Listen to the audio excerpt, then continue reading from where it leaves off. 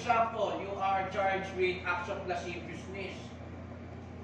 Pero sa accusatory portion, not on the caption ha, on the accusatory portion, sinabi doon minor. O di pwedeng ma-acquit man siya sa acts of lasciviousness under the revised penal code, pwede siya ma-convict sa violation of section 5B of Republic Act 7610 or the sexual child abuse. Kasi may commonality of elements. Yun ang para common denominator as far as variance doctrine. Pero pag walang commonality of elements, i-apply ang variance doctrine. Papasok ka sa general rule na hindi ka pwedeng mag-convict sa crime na hindi naka-charge sa information.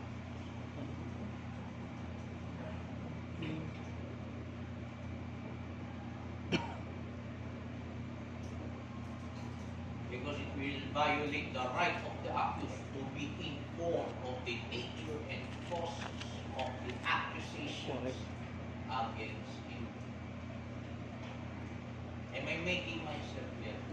Yes, ma'am.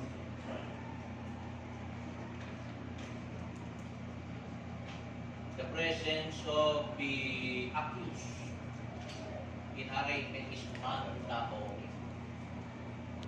He should personally enter his plea.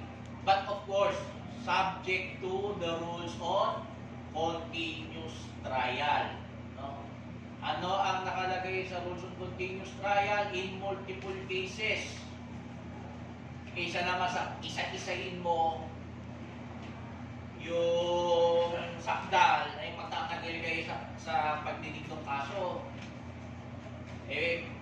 Gawin na lang natin, i-waive mo yung reading ng information.